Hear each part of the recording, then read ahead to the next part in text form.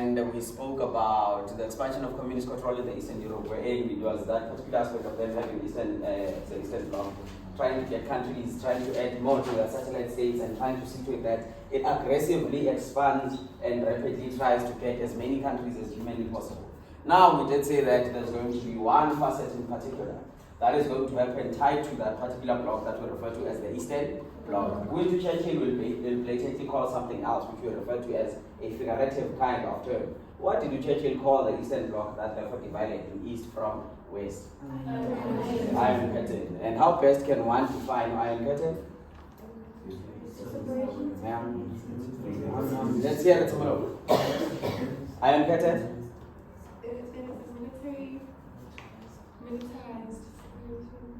Militarized separation. Militarized border. We all agree. Militarized. Is it militarized? No. Right, let's hear it, Dinan. Quiet. Yes? It's a figure of speech. It's a figurative meaning. Figurative meaning of? The Iron Curtain.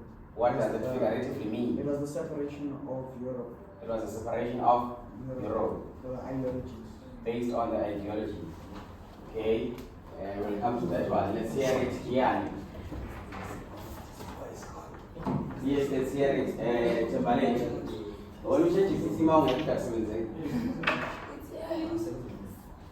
Let's hear it, man. Iron Curtain. How best can we define Iron Curtain? Having said that, it is tied to that particular aspect of who USSR trying to see to it that it is going to take a whole lot of countries to form the Eastern Bloc. Now, we therefore came to talk about the Iron Curtain. We have two things already that have been seen.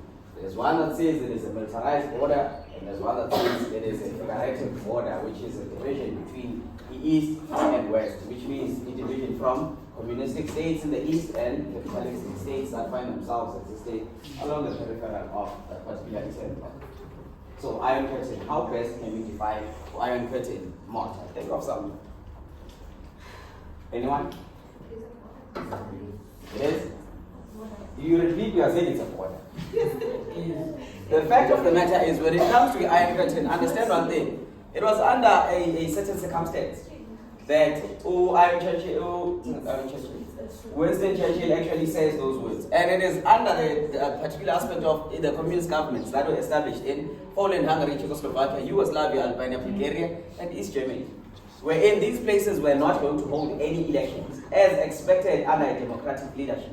But when it came to that, it's wherein now Churchill actually realized that, if such countries are going to exist in that particular aspect of the USSR and its sphere, it is therefore going to mean that we are going to find ourselves divided. And such was the case in Europe.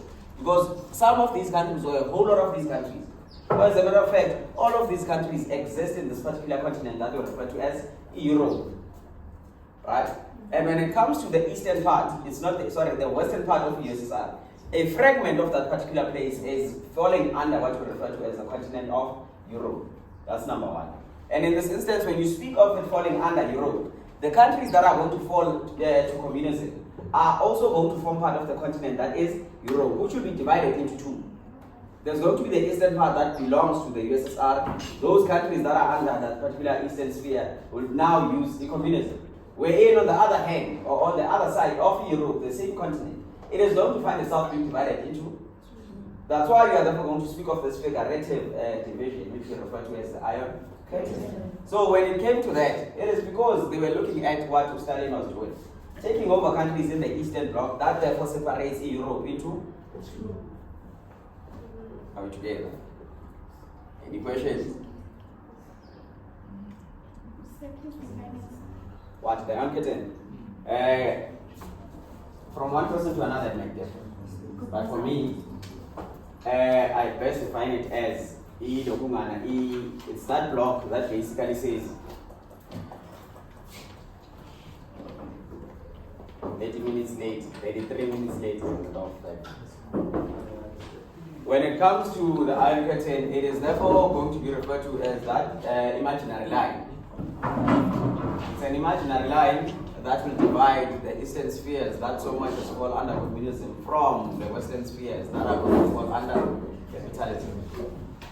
Number one, it's imaginary.